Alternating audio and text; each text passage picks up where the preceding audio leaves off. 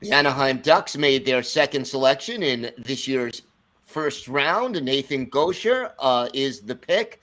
I'm Gil Martin of Locked On NHL. With me, Brandon Pillar of Locked On Senators, discussing prospects, and Jason JD Hernandez joining us to talk Anaheim Ducks.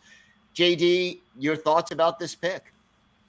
Well, I'm back, and I got to say this one is a pretty decent pick for the Ducks. It was a slew of centers and forwards available for the picking, and this is a solid one. He's a big-bodied, physical player. Just watching some of the film from him from the playoffs, he got a lot and getting in front of the tip goals.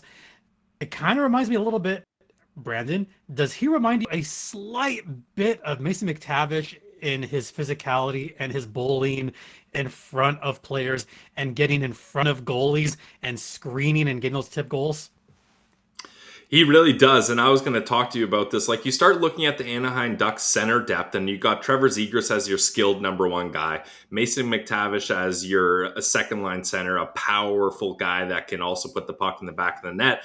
And then at third line center, Nathan Gaucher makes a lot of sense here. 6'3", 207 pounds. He's a two-way centerman, and I think the coaching staff for the Ducks are going to love this guy. Like, he's not someone that's going to have fans jumping out of their seats with highlight reel goals, but every time he's tapped on the shoulder to go out there, coaches can expect he's going to play a responsible 60 seconds. He's going to be good defensively. He is what I like to label as a blue collar hockey player. He's not looking for the shine. He's not looking for the glory. He's going to be on a top penalty killing unit, as a shutdown center. And he's someone that's going to cause a lot of havoc in front of the net when tips, rebounds, deflections are a part of his game. And I think this is a great pick for the Anaheim Ducks, as they have a lot of other aspects filled out with their prospect pipeline. But having a guy that can be a bottom six centerman that will be a top penalty killer has a lot of value for the Anaheim Ducks, in my opinion. Especially considering, I'll go. No, go ahead, JD. I was going to say, this also opens the door for free agency, because don't forget, the Ducks do have a lot of room to fill those roster spots. They have the most cap space in the league, I believe, right now.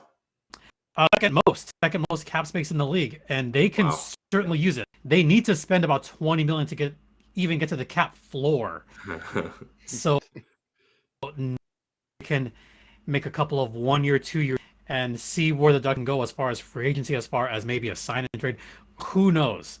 There's so much that could be done. And these two draft picks, especially this last one, this is a Pat Verbeek type of pick. Yeah, you want that grittiness. You want someone that can kill a bunch of minutes on the PK. They have value. And I also look at his passing too. He makes the smart passes on transition that a lot of people don't really talk about. Is he makes the smart play on a 3-on-2. We did it a couple of times. On a 3-on-2, made the perfect smart pass. Those are the kind of players that have some value and could be good down the line. He is still going to take maybe a year to develop, but physical wise, his NHL body is ready. He's ready right now to pummel some guys. Brandon, based on the skill set you were talking about, would he also be a fit on maybe a second power play unit going into those dirty areas? Yeah, I've got him labeled as that net front presence guy, like almost your Brady Tkachuk types that are going to be just causing havoc in front of the net. And he's probably going to score a lot of his goals, just garbage rebound goals. But hey, they look the same on the score sheet. And the Anaheim Ducks, they're building their team like this. Like, when you look at when they had their success, they had some big greasy players in Corey Perry that were getting things done. Yeah. Ryan Getzlav, a big centerman who's just retired. So they're looking to bring in those same type players. And I just think, like, Nathan Gaucher, for me, he really reminds me a lot of Phillip Danault. Like, he's going to be the guy they're putting out there to shut down other teams' top players. And hopefully, Danault didn't really have a scoring touch in Montreal, but when he got to LA, he put up big points because he wasn't needed to be that top guy. And I don't think Gaucher is going to need to be that top guy, and he's going to have some room to flourish offensively as well. So I really think the Anaheim Ducks here, they didn't care about swinging for high offensive upside here. They're looking at their roster and how can we fill it out with different types of prospects that we don't really have right now. And a good defensively minded centerman, I think, fits this system perfectly. All right. Absolutely. For more on the Ducks, you can watch and listen to JD Hernandez at Locked On Ducks. And JD, thanks so much for stopping by.